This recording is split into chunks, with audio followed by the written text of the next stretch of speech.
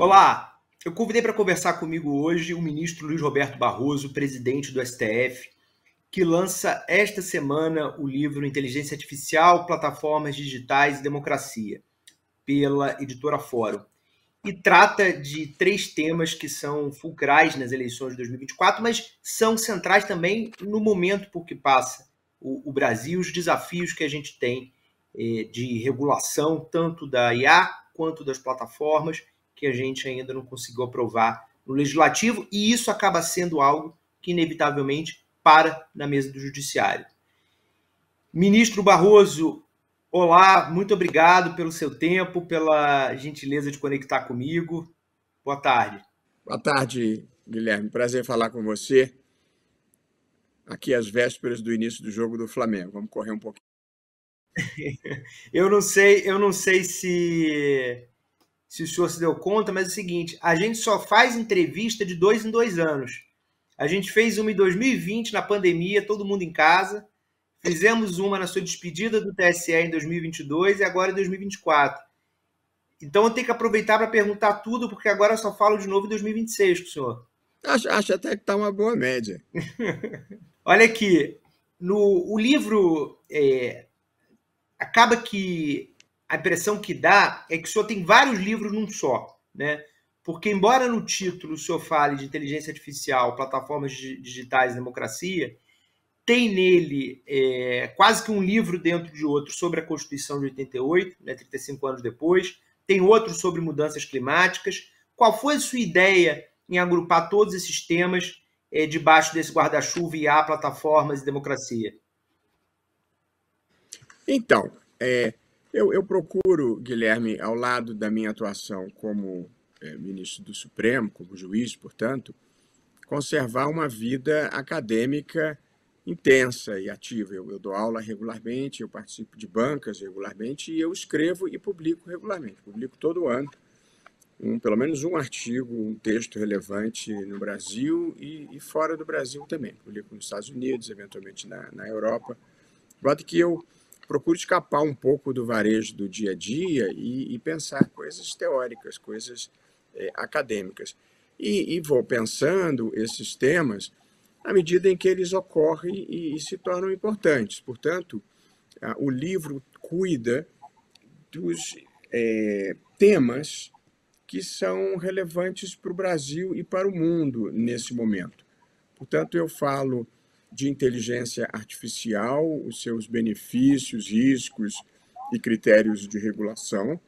Eu falo sobre plataformas digitais, que são um tema inevitável no mundo atual, em que parte do espaço público deixou de ser ocupado predominantemente pelas mídias tradicionais e passou a ser ocupado também pelas redes sociais e as implicações desse fenômeno e também as necessidades de regulação e de atuação judicial.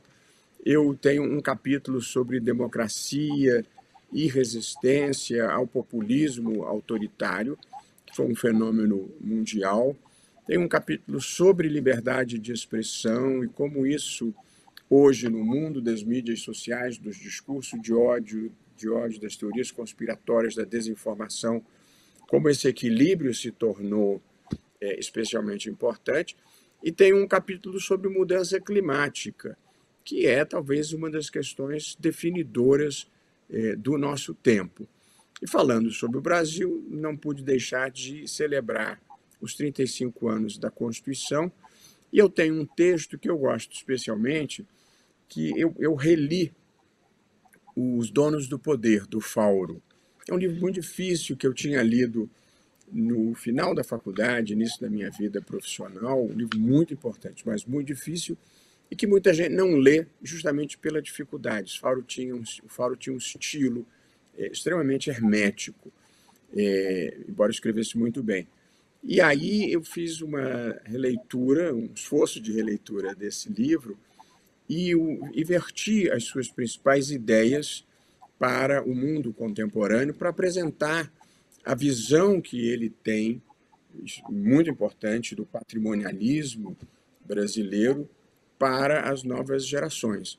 De modo que, eu diria, como você falou, muitos livros em um, e pode ser, mas na verdade é um livro que reúne em cada capítulo a minha reflexão sobre os grandes temas do mundo contemporâneo e do Brasil atual.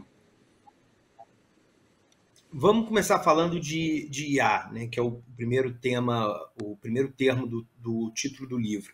Nessas eleições, o senhor acha que a gente já sente para valer o impacto para o bem e para o mal que as tecnologias, as práticas advindas dessa tecnologia vão trazer para as eleições, ou ainda é uma coisa que mais para frente, só em 26, que de fato a gente vai perceber o impacto? Não, acho que o impacto já é perceptível.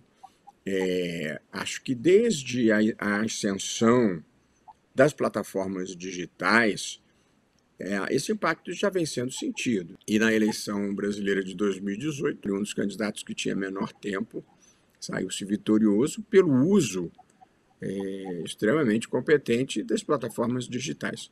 Portanto, as plataformas digitais já vêm de mais longe, influenciando o processo eleitoral. E agora a inteligência artificial agrega um novo componente porque ela tem uma maior capacidade de massificação da desinformação e vem acompanhada desse risco imenso que é o deepfake, que é a possibilidade de alguém me colocar aqui conversando com você e dizendo coisas que eu nunca disse, sem que seja fácil a percepção de que aquilo é uma contrafação, uma coisa fraudulenta. Portanto, a educação midiática também é muito importante. Tragicamente, para a condição humana, o que se constatou em diversas pesquisas é que a desinformação, o ódio, o sensacionalismo, a agressividade trazem mais engajamento do que a fala moderada, a fala em busca da verdade possível, ainda quando plural. De modo que, diante desse incentivo negativo, quando não perverso, é preciso uma atuação com educação midiática e com uma regulação minimamente eficiente. Ministro, o senhor fala num capítulo sobre mídias sociais sobre a não votação do PL 2630, né, que ficou conhecido como PL das fake news. Muitos críticos desse projeto de lei dizem que ele restringe a liberdade de expressão. Queria saber a sua opinião sobre essa crítica e se o senhor considera que esse projeto é importante para a gente tentar diminuir os danos que as redes sociais vêm causando, ou do jeito que está hoje é suficiente? Olha, assim, o projeto, o que vier a ser debatido pelo Congresso, é uma questão política e, portanto, eu não vou ingressar nas especificidades. Mas algum tipo de regulação me parece evidente a sua necessidade para impedir que as plataformas digitais virem um abismo de criminalidade e de incivilidade. O problema é que a polarização no mundo e no Brasil particularmente chegou a um tal ponto que as pessoas não conseguem mais concordar nem naquilo que deve ser senso comum. Portanto, ninguém acha que pode pedofilia na rede social, ninguém acha que pode vender droga, vender arma na rede social, ninguém acha que pode convocar para invadir prédios públicos ou praticar outros crimes. Portanto, algum tipo de regulação mínima é indispensável e, evidentemente, preservada a liberdade de expressão. Mas discursos de ódio não fazem parte da liberdade de expressão. Prática de crime não faz parte da liberdade de expressão. Atentados à democracia não fazem parte da liberdade de expressão. Portanto, eu não vou discutir as especificidades desse projeto, mas a Europa já tem uma regulação importante com o Digital Services Act e acho que em algum momento isso vai precisar ser regulado, porque aqui há um problema, Guilherme. O modelo de negócio das plataformas digitais, ele é essencialmente baseado no engajamento. As plataformas digitais, elas contratam engenheiros publicitários, elas não contratam jornalistas, elas não estão em busca da notícia ou da verdade possível numa sociedade plural. O engajamento, infelizmente, tragicamente para a condição humana, é muito maior, assim comprovam as pesquisas, quando o que está circulando é a desinformação, é o discurso de ódio, é a mentira, é a teoria conspiratória. Portanto, como os incentivos são ruins, você precisa ter algum tipo de regulação. Nesse mesmo capítulo, o senhor fala dos deveres mínimos para moderar conteúdo ilícito. Que deveres são esses? Então,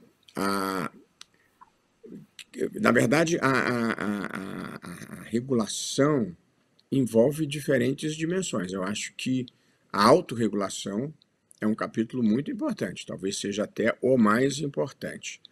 Em segundo lugar, evidentemente, você não quer comportamentos criminosos, por evidente.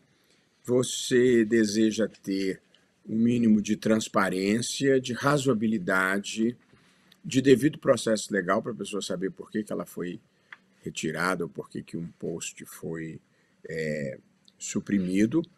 Portanto, a moderação de conteúdo ela também impacta de maneira muito relevante a liberdade de expressão.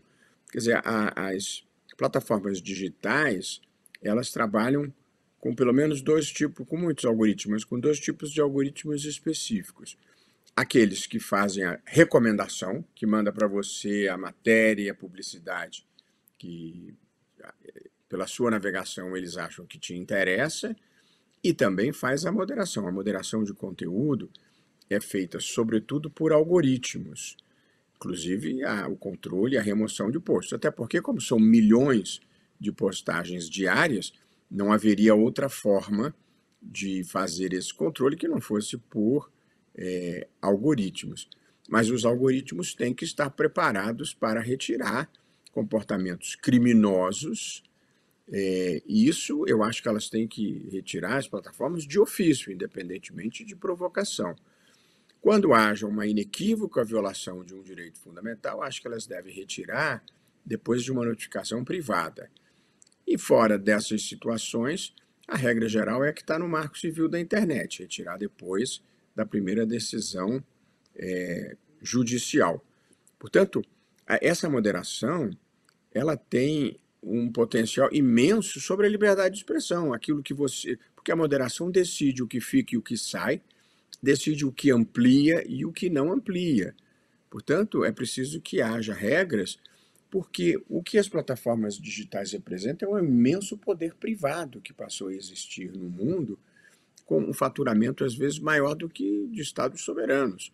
Portanto, para que não haja uma dominação plena do interesse econômico, do interesse privado na vida, é preciso que haja alguma regulação. A iniciativa privada é muito importante, o interesse econômico é muito importante, o lucro é legítimo, mas alguém precisa ditar regras para que o interesse público também seja preservado. Nesse contexto, ministro, como é que o senhor viu a decisão do Twitter de encerrar as operações no Brasil?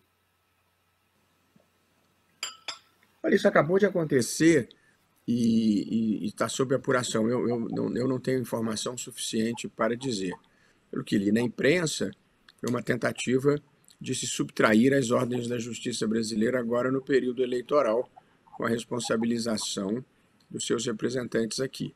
Mas eu pessoalmente não tive a oportunidade de estudar e formar uma opinião própria.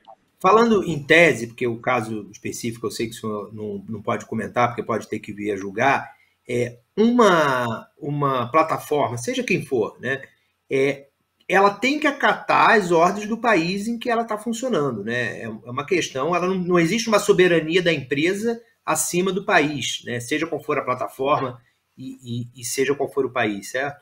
Evidente. O princípio que vigora em direito é o da territorialidade. Em cada país se aplica a lei daquele país. Tá? No Brasil tem que cumprir as regras do direito brasileiro. Agora, no seu livro, eu acho interessante que, sobre vários temas, não só a plataforma, o senhor faz introduções também explicando, fazendo introduções sobre cada um desses temas, né? Então pode ser um livro que dá para ser lido também para não iniciados no direito, né? Não sei se a sua ideia foi essa, mas sempre foi. quando pega inteligência artificial, por exemplo, só explica os conceitos básicos, né?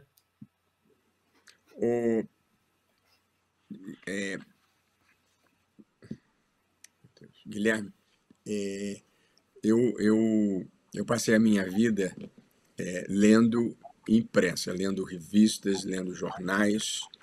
A minha formação, mesmo a minha formação acadêmica, eu procuro manter um estilo jornalístico, que é ser didático e procurar ser interessante, e não deixar que o direito seja uma coisa aborrecida. De modo que eu procuro escrever numa linguagem acessível a qualquer pessoa que tenha interesse. E, geralmente, antes de entrar nas questões jurídicas específicas, eu procuro trabalhar os conceitos de uma forma simples e situá-lo dentro da linha de interesses do país, do mundo e de qualquer cidadão. Portanto, eu faço isso sim, com a inteligência artificial, com as plataformas digitais, com a democracia, com a liberdade de expressão, com a mudança climática e com o patrimonialismo, que é uma coisa que sempre me afligiu no Brasil e continua a me afligir. Essa dificuldade que a gente tem de fazer com que o interesse público prevaleça sobre o interesse privado, essa apropriação permanente do Estado por elites extrativistas, sejam políticas, sejam econômicas. Essa é uma aflição permanente que eu tenho. Mas você tem razão, eu procuro escrever para o grande público em geral. Não gosto de transformar a linguagem num instrumento de poder. Tanto que no Conselho Nacional de Justiça eu lancei um programa, que é uma das meninas dos meus olhos, eu tenho diversas, que é o Pacto pela Linguagem Simples, que significa falar com o sujeito, verbo, predicado, sempre que possível nessa ordem, e sem utilizar palavras desnecessariamente difíceis ou herméticas para afastar do debate as pessoas que não tenham a chave daquele conhecimento. Portanto, o direito tem que ser capaz de se comunicar com a sociedade e eu procuro fazer isso com o mínimo de juridiquês possível e procurando contar histórias interessantes para os leitores. Aliás, o meu livro mais vendido, que é o Sem Data Vênia, não é um livro de direito, é um livro de reflexões sobre o Brasil. Ministro, eu vou pegar o gancho do patrimonialismo para fazer agora uma pergunta que seria mais para frente. A necessária revisão de decisões em virtude do que o Supremo tomou de decisão sobre a Lava Jato em vários casos, faz com que muitas pessoas tenham se tornado desesperançosas em relação ao combate à corrupção no Brasil. O senhor também é hoje menos otimista com essa pauta? O senhor acha que a gente ainda tem um espaço para avançar no combate à corrupção no país? Não, eu acho que essa precisa ser uma agenda permanente. Eu acho que alguns erros da Lava Jato, não os que foram identificados na Vaza Jato, porque eu não dou importância para ela, mas os que efetivamente se praticaram, em alguma medida, trouxeram ceticismo para a operação. E aí permitiu também que todo mundo que tinha interesse em superá-la também se aliassem contra a operação. Mas o foco aqui, para mim, nunca foi a Lava Jato. Esse negócio de lavajatista, não lavajatista, é uma forma, muitas vezes, da corrupção se proteger. É preciso ser contra a corrupção dentro da Constituição e das leis e combatê-la. Eu continuo do mesmo lado em que sempre estive. E acho que a corrupção atrasa o país. O dinheiro que é desviado da corrupção não vai para a saúde, não vai para a educação, não vai para rodovias.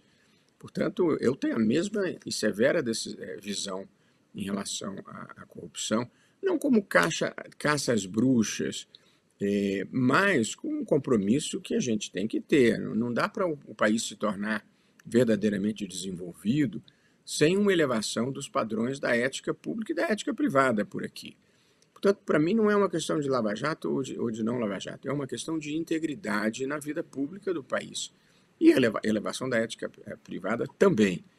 De modo que eu no Brasil tenho preocupações com a criminalidade em 3 níveis: a criminalidade comum, que é essa na rua, que é que rouba e estupra. Tenho preocupações com a criminalidade organizada, que é a da milícia, que é a do tráfico, que é a dessas quadrilhas que começam a se espalhar pela Amazônia. E tenho preocupação com a criminalidade institucionalizada, que é essa que vem de dentro do Estado, do desvio de recurso e comprometimento, portanto, do interesse público e dos serviços públicos. De modo que o enfrentamento à corrupção continua a ser um objetivo muito importante na vida do Brasil, com Lava Jato ou sem Lava Jato. Ministro, tem um capítulo que o senhor fala do populismo, do autoritarismo e da resistência democrática, que o senhor analisa o papel dos Supremos Tribunais, né, das Cortes Constitucionais, nesse jogo do poder, mas muito também nessa resistência democrática. E aí o senhor fala do papel decisivo que algumas Supremas Cortes desempenharam, mas um papel que ao mesmo tempo é ambíguo. Queria que o senhor explicasse por quê dessa ambiguidade. No que o senhor vê essa ambiguidade? Então, num dos capítulos eu descrevo o papel das Supremas Cortes em diferentes partes do mundo e um pouco onde elas conseguiram resistir ao processo autoritário e onde elas não conseguiram resistir. Os exemplos de derrota são múltiplos. Mais recentes foram na Hungria, na Polônia, na Turquia. A Polônia até se recuperou em alguma medida, mas Hungria, Polônia, Turquia, Venezuela, Nicarágua, são exemplos de derrotas fragorosas. Na Venezuela houve uma captura total da Suprema Corte desde o período do Chávez, com mudanças de regras, com ameaças de impeachment, com o que a gente chama de empacotamento da corte, e hoje em dia uma corte totalmente submissa. Até me surpreendo quando as pessoas discutem se a Venezuela é de direita ou de esquerda. A Venezuela não é nem uma coisa nem outra, é só um desastre humanitário. Eu nunca entendi bem por que a esquerda brasileira se amarrou no mastro desse naufrágio, que é a Venezuela. A vida, na minha visão, ela gravita também em função de certo e errado, e não de alinhamentos ideológicos apenas. É claro que você pode ter alinhamentos ideológicos, mas há premissas anteriores, que são a integridade, a seriedade, o certo e o errado. Portanto, não, mas a Venezuela é alinhada ao sul global. Sinto muito. A Venezuela é um desastre humanitário que faz mal ao povo da Venezuela. Portanto, não pode ser progressista um regime em que as pessoas estão indo embora, fugindo, desesperadas para o Brasil. Vai a Roraima, você vai ver a dificuldade que está sendo para acolher essas pessoas. Portanto, na Venezuela houve uma captura da Suprema Corte, na Hungria houve uma captura. O exemplo mais emblemático foi o da Rússia, onde a Suprema Corte, num primeiro momento, ofereceu um caminho democrático, mediu forças com o Yeltsin e perdeu. E houve uma consulta popular, fecharam a Suprema Corte, fecharam o parlamento, e quando foi reaberta, tempos depois, já sobre o regime do Putin, não tinha mais já não tinha mais a independência que um dia teve. Os exemplos de sucesso foram poucos. Aliás, o empacotamento das Supremas Cortes começa na Argentina, com o Perón, quando ele assume o poder, que ele substitui a maior parte dos ministros da Suprema Corte. Os casos de sucesso foram a Colômbia, onde se impediu uma reeleição do Uribe pelo 3º mandato. Ele conseguiu aprovar uma emenda constitucional e a Suprema Corte derrubou em boa hora. Na América Latina, 3º mandato consecutivo é ditadura, e não há como fugir dessa premissa. E, portanto, acho que o Tribunal Constitucional da Colômbia salvou a democracia na Colômbia naquele momento. Acho que nos Estados Unidos, apesar dos esforços do ex-presidente Trump de macular o processo eleitoral, entrou com mais de 60 ações judiciais, inclusive chegando à Suprema Corte, a Suprema Corte não cedeu, nesse particular, à tentação. Mais recentemente, deu uma decisão altamente controvertida ao considerar o presidente imune por atos praticados no exercício da presidência, ainda quando possam ser caracterizados como criminosos. Foi, infelizmente, um mau momento da Suprema Corte, na minha visão e na visão da maior parte dos constitucionalistas americanos. Mas não interveio nas eleições.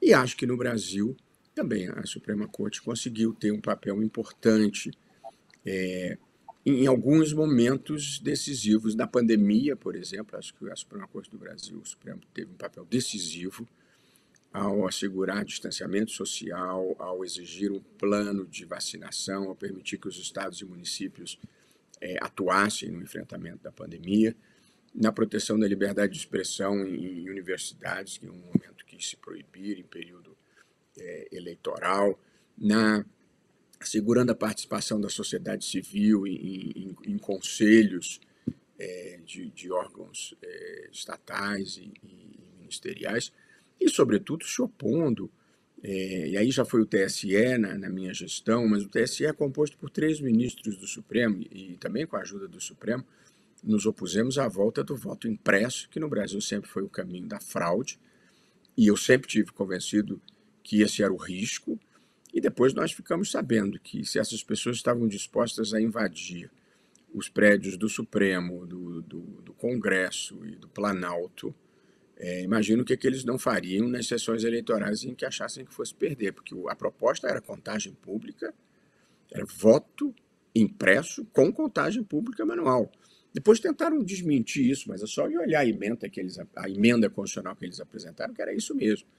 E ainda prevendo que a contagem manual equivalia sobre a computação eletrônica. Portanto, eu acho que aqui nós conseguimos, sim, resistir. Em matéria ambiental, o Supremo também teve um papel decisivo, apesar do desmonte das instituições de proteção ambiental, do IBAMA, o desmonte da FUNAI na proteção das comunidades indígenas. O Supremo interveio em tudo que era possível fazer dentro da Constituição para impedir o avanço de uma visão que não correspondia aos mandamentos constitucionais. É simples assim. O papel é ambíguo porque coloca o Supremo, no caso, sobretudo, dos governos autoritários e populistas, numa linha de tiro, porque o populismo valoriza exacerbadamente o poder das maiorias. Quando a democracia é o governo da maioria, sim, mas respeitadas as regras do jogo e os direitos fundamentais de todos, inclusive das minorias. De modo que o papel de uma Suprema Corte é fazer valer a Constituição, mesmo em face das maiorias, protegendo as regras do jogo e protegendo os direitos fundamentais. E isso o coloca, como se viu no Brasil, na linha de tiro daqueles que supervalorizam o poder majoritário, de modo que gera um desgaste e, às vezes, gera esse esforço de captura da Suprema Corte com aliados ou com juízes submissos. Portanto, a democracia e a sua preservação por cortes constitucionais, ela não pode prescindir de um certo cuidado, inclusive nas escolhas dos integrantes da corte. Portanto, todos os populismos autoritários tentam capturar a corte e torná-la submissa. Isso não aconteceu no Brasil, felizmente, mas o desgaste que o Supremo sofreu, porque esteve nessa linha de tiro, e os principais militantes, quer dizer, as autoridades que tinham o Supremo como inimigo indevidamente, injustamente, tiveram uma votação expressiva e, portanto, uma parcela expressiva da população acha que o Supremo foi um problema. Eu estive, há um tempo atrás, há uns anos atrás, num evento em São José dos Campos, e um empresário veio até a minha mesa, eu estava jantando, uma pessoa educada, e disse: ministro, por que o Supremo não deixa o presidente governar? Aí eu perguntei para ele: você poderia me dar um exemplo?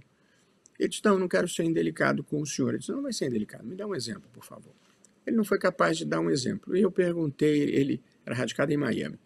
Aí eu perguntei, foi a decisão que permitiu os estados atuarem na pandemia? Não, não, essa eu achei uma decisão correta.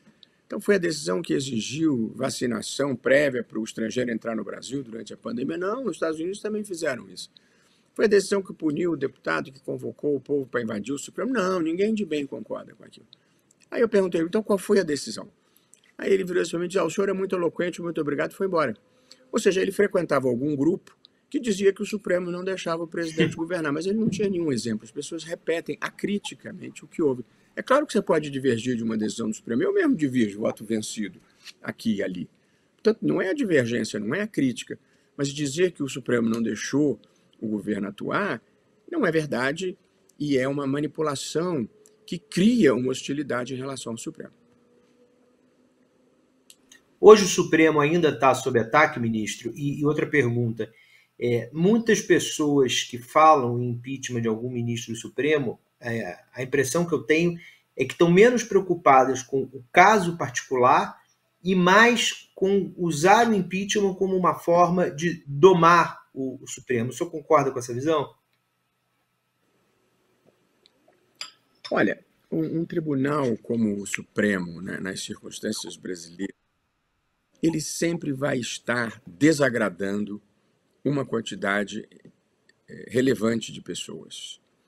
Porque o arranjo institucional brasileiro dá um certo protagonismo ao Supremo e o papel dele de decidir e arbitrar as questões mais decisivas da sociedade brasileira. O Supremo desempenha no Brasil um papel diferenciado em relação a todas as cortes constitucionais do mundo. Ainda hoje passei a tarde escrevendo, explicando para uma publicação estrangeira por que o Supremo Tribunal Federal no Brasil tem esse protagonismo. E são algumas as razões, Guilherme. A Constituição brasileira, como todas as constituições do mundo democrático, ela estabelece a separação de poderes e a competência de cada poder, ela organiza o Estado, se é uma federação, um Estado unitário, e ela tem uma declaração de direitos. E a Constituição brasileira faz isso. Porém, além disso, a Constituição brasileira também cuida do sistema de seguridade social, do sistema tributário, do sistema de educação, do sistema de saúde, do sistema orçamentário, do sistema financeiro, do sistema de proteção ambiental, do sistema de proteção às comunidades indígenas, da proteção da criança, do idoso, da família, do adolescente, do papel do Estado na economia e por aí vai. De modo que a Constituição brasileira, diferentemente de muitas constituições do mundo, ela trouxe para o seu texto matérias que em outros países são deixadas para a política. Portanto, o Constituinte de 1988, ele retirou um conjunto de matérias da discricionariedade política e trouxe para a Constituição. Trazer uma matéria para a Constituição é, de certa forma, retirá-la da política e trazê-la para o direito. Eu vou te dar um exemplo. Se na Inglaterra alguém entrar com uma ação judicial pedindo a intervenção do governo para enfrentar a mudança climática, um juiz típico inglês dirá: essa é uma matéria política para o governo e não para mim. Porém, no Brasil, a Constituição diz que o meio ambiente ecologicamente equilibrado é um direito fundamental dos cidadãos, é um dever do Estado, e depois, no artigo 225, diz o que o Estado tem que fazer para a proteção do meio ambiente. Portanto, no Brasil, essa não é uma questão política. No Brasil, essa é uma questão jurídica, e o Supremo produziu decisões sucessivas para a proteção ambiental, mudança climática, desmatamento da Amazônia. Portanto, essa é uma primeira razão. Nós temos uma Constituição abrangente que traz para o seu texto, para o seu corpo, muitas matérias que em outras partes do mundo são políticas. Em segundo lugar, é muito fácil chegar ao Supremo porque existem diferentes ações diretas. Ação direta de inconstitucionalidade, ação direta de inconstitucionalidade por omissão, ação declaratória de constitucionalidade, arguição de descumprimento de preceito fundamental. Em terceiro lugar, essas ações diretas que permitem você provocar imediatamente a atuação do Supremo para verificar a constitucionalidade de uma lei e, muitas vezes, a ausência ou deficiência de uma política pública, essas ações podem ser propostas por um grande número de legitimados ativos, de atores públicos e privados com direito de propositura. O presidente da República, o procurador-geral da República, a mesa da Câmara, a mesa do Senado, todos os governadores, todas as mesas de Assembleia Legislativa, todas as entidades de classe de âmbito nacional, as confederações sindicais e todos os partidos políticos com representação no Congresso. De modo que é preciso que o interesse seja muito desimportante para, em algum momento, não chegar no Supremo.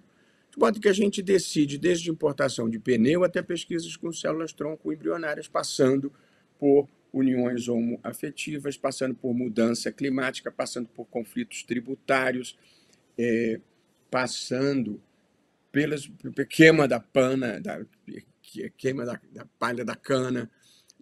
A gente está sempre desagradando setores poderosos da vida nacional. Se você decide uma questão tributária a favor do contribuinte, o governo se queixa e diz que aquilo vai produzir uma quebra fiscal do país. Se você decide a favor do governo, as empresas e os tributaristas dizem que você é fazendário.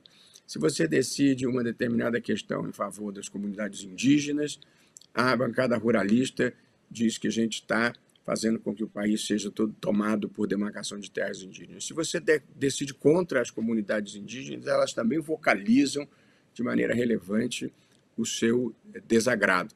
De modo que a gente está sempre desagradando alguém. De modo que a importância de um tribunal como o Supremo Tribunal Federal não pode ser aferida em pesquisa de opinião pública. Eu mandei fazer a desintrusão da terra apitereua lá no estado do Pará. Tinham 1.000 índios e 5.000 invasores. Se fizer uma pesquisa lá, vou perder de 5-1. Mas não é assim que a vida funciona. Portanto, eu não me impressiono demais com crítica nem com pesquisas de opinião pública. Se existe uma maneira de você não agradar ninguém, é você querer agradar todo mundo. O papel do Supremo é interpretar a Constituição e procurar fazer justiça, produzindo decisões constitucionalmente adequadas. E sujeito o tribunal à crítica, à divergência, como eu disse, eu mesmo posso divergir. De modo que eu não me impressiono muito com isso. Há tensões com os outros poderes? Há, em todas as democracias. Isso não é mau sinal. Isso é sinal de que não há um pensamento único, de que não há pensamento autoritário. Divergências só ocorrem em democracias. Nas ditaduras não ocorrem. E sobre a defesa do impeachment de algum ministro, como na verdade o objetivo é domar o STF, usando esse instrumento? Olha, eu não acho que haja esse propósito de domar, não. Acho que as pessoas às vezes se sentem insatisfeitas e fazem um movimento político que faz parte da vida. Tá certo. Ministro, no livro o senhor fala de alguns temas novos que, dentro da temática de desinformação, de combate ao discurso de ódio, alguns casos que são emblemáticos. E um deles, o senhor cita a inelegibilidade do ex-presidente Jair Bolsonaro pelo TSE. Nesse caso, o ex-presidente vem dizendo, esperar reverter essa decisão. Há espaço para essa reversão? É possível essa reversão no STF? Eu disse, eu não trato no livro, não. O meu livro é um livro totalmente acadêmico. Não, é que eu estou perguntando. Sem preferências políticas. Eu noticiei o fato e efetivamente eu menciono esse episódio. Foi uma decisão do Tribunal Superior Eleitoral que entendeu ter havido abuso de poder político em duas situações. Eu já não integrava mais o tribunal e, portanto, não tenho condições de comentar o mérito da decisão. Salvo engano meu, ela transitou em julgado. Eu não tenho certeza se a matéria está sendo discutida no Supremo. Pelo menos nunca foi liberada por algum relator para julgamento. De modo que eu não sei se haverá pronunciamento do Supremo. Se houver possibilidade de haver, eu não posso comentar. Se transitou em julgado, aí só uma eventual medida de natureza legislativa poderia alterar esse quadro. E aí já não me cabe mais opinar. Um eventual indulto de algum presidente alcançaria a inelegibilidade? Não, né? O indulto não se aplicaria a isso, ou se aplicaria? O indulto, como regra geral, é dado em matéria criminal. E aí essa decisão do Tribunal Superior Eleitoral é uma decisão de caráter administrativo, foi por violação da legislação eleitoral que pune abuso de poder político, abuso de poder econômico, no caso específico foi abuso de poder político o entendimento, de modo que não faz parte do cardápio do indulto penas que não sejam de natureza criminal, a menos que sejam acessórias, eventualmente, de uma condenação criminal. Em tese, se poderia discutir uma anistia, mas acho que não seria o caso de indulto. Porque o indulto é um ato do presidente, ao passo que a anistia é um ato do Congresso. Entendi. Ministro, uma dúvida sobre uma curiosidade que eu tenho sobre a sua vida acadêmica. O senhor hoje consegue dar aula onde e que horas? Que horas que um presidente do Supremo consegue dar aula? Isso é verdade ou é fake news? Não, é verdade, eu dou muita aula. Eu dou aula na Universidade do Estado do Rio de Janeiro, eu tenho uma excelente assistente, é uma professora concursada com quem eu divido a turma. Mas eu dou todas as aulas que eu posso, o que é uma quantidade razoável. Eu dou aula na graduação e na pós-graduação, na Universidade do Estado do Rio de Janeiro. E aqui em Brasília, eu dou aulas online com mais frequência, também, e até para mais de uma instituição. Online é mais fácil, mas a UERJ eu dou aula na UERJ, Guilherme, há 40 anos. A UERJ é um projeto extraordinário. A UERJ foi pioneira na política de cotas e, portanto, nós temos 40% dos alunos que são originários de escola pública e dentro desses 40%, pelo menos metade tem de ser de estudantes negros, e eu participo com muito gosto, com muito entusiasmo, do projeto de inclusão social dessas pessoas. Eu dou aula no primeiro período dela, semana passada, e estar em sala de aula é a minha profissão. Sexta-feira, eu fui a Porto Alegre. Eu tenho visitado todos os estados. Eu almoço com a direção do tribunal e à tarde eu me reúno com os juízes de primeiro grau. Mas de manhã eu vou a uma escola pública de ensino médio e faço um discurso motivacional para os estudantes. Se você quiser, eu vou te mandar o vídeo. Você pode postar na sua concorrida coluna. Não tem nada de política. Eu falo de valores, de conhecimento, desejo de progredir e sobre o que está acontecendo de novo no mundo. E é uma delícia.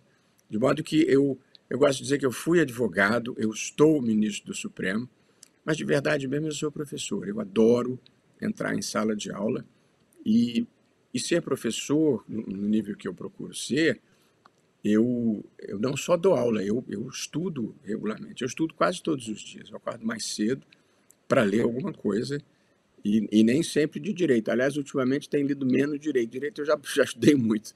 Agora eu estou estudando sobre o mundo. Eu acabei de ler um livro de um colega seu americano chamado Fareed Zakaria, The Age of Revolutions. Estou lendo um livro sobre a história do pensamento. Eu comprei um livro novo para mim, do Mário Vargas Llosa, O Herói Discreto. Eu sou um leitor compulsivo e acordo mais cedo para ler alguma coisa. De modo que eu tenho vida acadêmica. Eu sou possivelmente o autor brasileiro com o maior número, autor radicado no Brasil, o jurista brasileiro, com o maior número de publicações nos Estados Unidos. Eu publico quase todos os anos. Já publiquei sobre inteligência artificial, sobre plataformas digitais, sobre resistência ao populismo, sobre dignidade da pessoa humana, sobre defesa da Amazônia.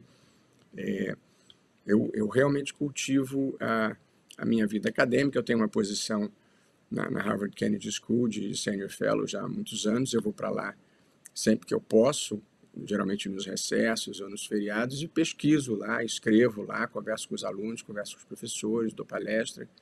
Essa é a minha vida, para além de estar no Supremo Tribunal Federal, onde eu também sou assíduo.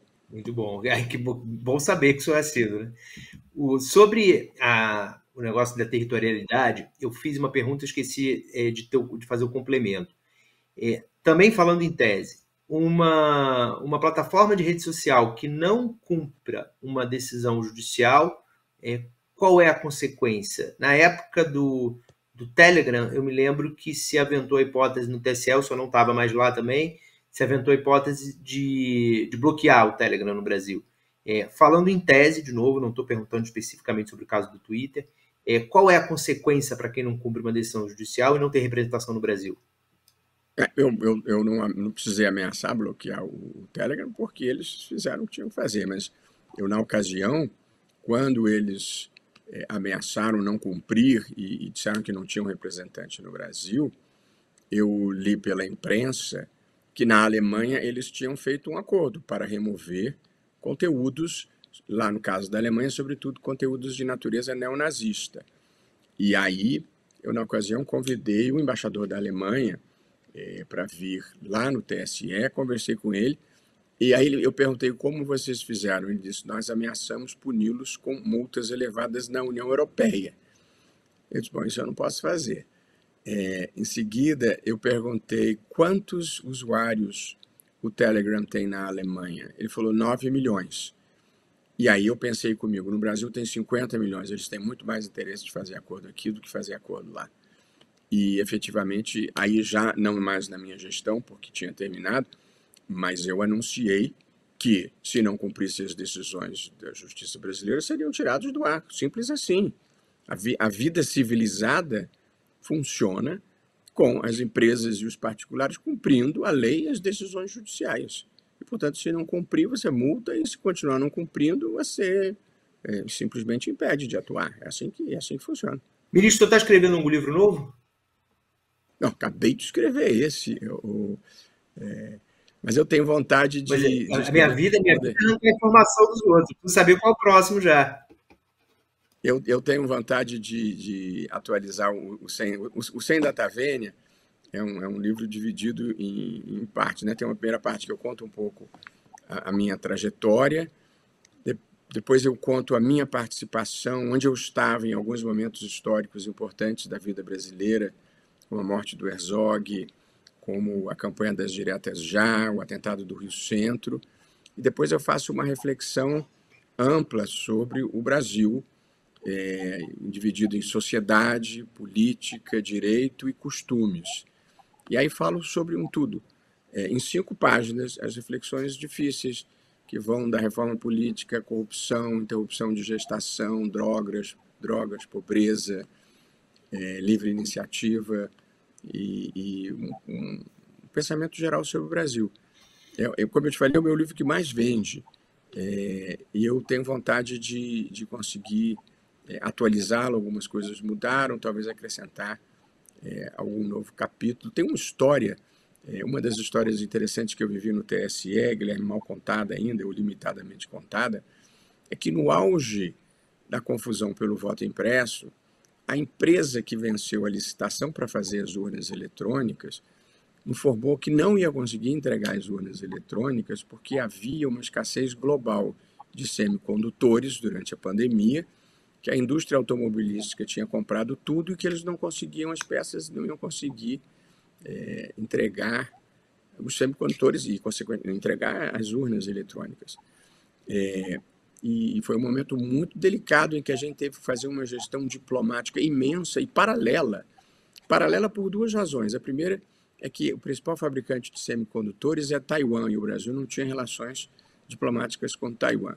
E segundo, que por razões compreensíveis, naquele embate, não dava para utilizar o Ministério das Relações Exteriores, de modo que nós tivemos que fazer uma linha paralela de comunicação com Taiwan para conseguir os semicondutores, numa empresa chamada Nuvoton, e com a Texas Instruments nos Estados Unidos, e fizemos uma operação muito complexa. Nos Estados Unidos contamos com a ajuda do ex-embaixador Rubens Barbosa, e ex-embaixador do Brasil nos Estados Unidos, e do Thomas Shannon, que foi um embaixador dos Estados Unidos no Brasil, e que eu, por acaso, tinha algum contato com ele, porque ele trabalha no escritório onde eu trabalhei quando morei e trabalhei nos Estados Unidos, e ainda um terceiro, Tony Harrington, que foram ao Departamento de Estado conseguir que a Texas Instruments obtivesse os semicondutores.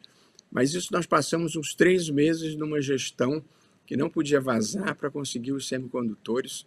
E finalmente conseguimos. Eu consegui falar com o vice-chanceler de Taiwan, que nos ajudou, e conseguimos essa operação nos Estados Unidos. Essa é uma das histórias que eu tinha vontade de contar na atualização do livro, e mais algumas coisas interessantes que aconteceram. E quem sabe um dia, quando eu deixar o Supremo, eu consigo escrever um romance. Olha só. Ó, o Sem Data Vênia eu tenho aqui para mostrar a capa. Esse eu consigo mostrar. O outro eu só li em PDF, mas esse aqui eu tenho da História Real, editora, e é um livro também, de novo, que não é para iniciados, é para o grande público, né? Então não tem lá, apesar do termo Data Vênia, que é um termo muito usado por eles, operadores do direito, ele é um livro aberto para todo mundo. Ministro, para a gente fechar nossa conversa, existe um temor grande por parte da sociedade que haja possibilidade de uma espécie de um acordão, para usar o termo popular, que evitasse a conclusão dos inquéritos do ex-presidente Bolsonaro ou a punição dele. A pergunta pode soar retórica para o senhor, mas para muita gente não é. Existe chance de algum acordão para se salvar o Bolsonaro sem um julgamento justo? Eu sei que o julgamento por si só pode gerar condenação ou não, mas existe essa perspectiva? Eu não tenho a menor ideia do que você está falando. Nunca ouvi falar disso. Sobre esse assunto de acordão, eu não tenho a menor ideia do que você está falando. Nunca passou nada nessa linha por mim. Ministro, boa sorte no lançamento, terça-feira em Brasília. O livro, acredito que possa ser encontrado em qualquer livraria, nas livrarias virtuais também, certo? Certo, editora Fórum. É isso, agora estamos curiosos Fórum e Migalhas. O romance. Vai dar uma grande festa. Então tá, um abraço grande. Não fala em festa na internet, não, porque vai ter que convidar todo mundo. E cuidado, não fica falando em festa, não, porque todo mundo vai achar que está convidado. Vamos voltar. O livro é uma coedição também da editora Fórum, com uma coedição do Migalhas, que é o organizador do lançamento. Tá certo. Ministro Barroso, muito obrigado pelo seu tempo nesse domingo. O senhor não teve sorte nesse meio tempo que o seu Flamengo perdeu, mas a entrevista ficou boa, que para mim era o que importava. Obrigado. Faz parte da vida, a gente tem que ganhar no final.